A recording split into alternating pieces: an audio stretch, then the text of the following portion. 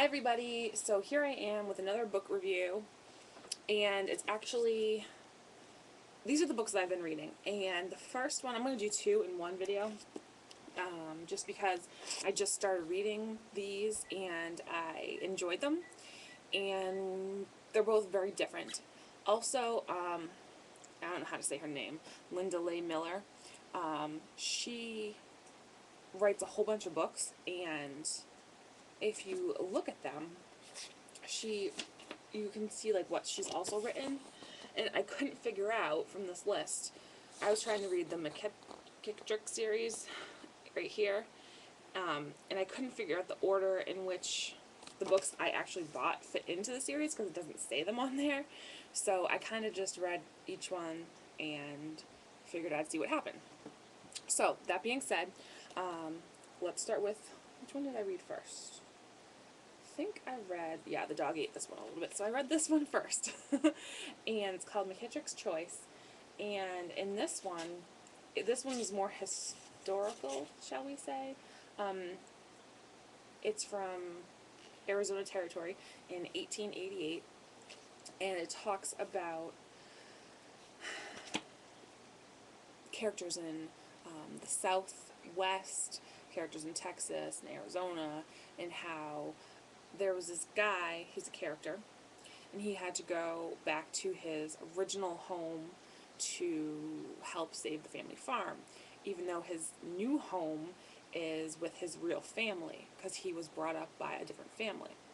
And I really liked this book because it was more placed in the time period of the 1880s, whereas the other books are kind of more today, but I'll tell you about that book after. So in this one, they have to herd cattle, and there's Indians, and there's weddings and murders and love and all kinds of neat things that I think she did a really good job writing about. So McKettrick's Choice, that's one that I would recommend because I enjoyed that one. This book, McKettrick's Legend, it actually has two books in it, which I didn't realize until I finished the first one. I was like, oh, that just ended it abruptly. Sierra's Homecoming and the McKettrick Way. Sierra's Homecoming is about a woman who is part of this McKettrick family, which is a big deal to be part of that family.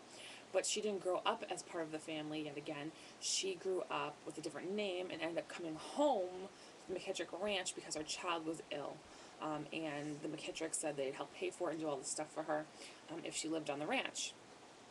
And so she ends up doing that, and the ranch house, this is where it gets kind of weird. They end up having, like, how to explain it? They end up having, I'm not a writer, obviously, I can't explain it as well, but they end up having weird things happen in the home.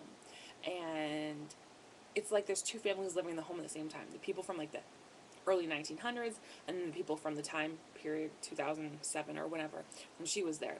And they kind of ended up communicating, and they kind of ended up seeing each other as ghosts, and it's kind of a little weird, but again, the story has things to do with the McKettricks and their history and their family, and there's a love thing, of course, and I enjoyed that book as well. The third book was kind of the one that I kind of felt like dragged on a little bit, and I didn't get into it as much, and that one's the McKettrick Way. It's like, I feel like that book was almost two books in one as well, because there's all this stuff happening at the beginning about this character, Meg, who is Sierra's sister, half-sister, and it's about her and her past history with a guy who became famous from her town, and then all of a sudden, something happens and it really changes. And then the other end of the book, half of the book is all about that change. And at the very end, it's a little bit about that guy again. So I felt like that one didn't flow as well, but I still enjoyed it. I would, again, recommend her books. I haven't read more than just these two, but I would definitely recommend them. If you have any questions, concerns, comments, please place them below, and I look forward to sharing more books with you soon. Thanks for watching.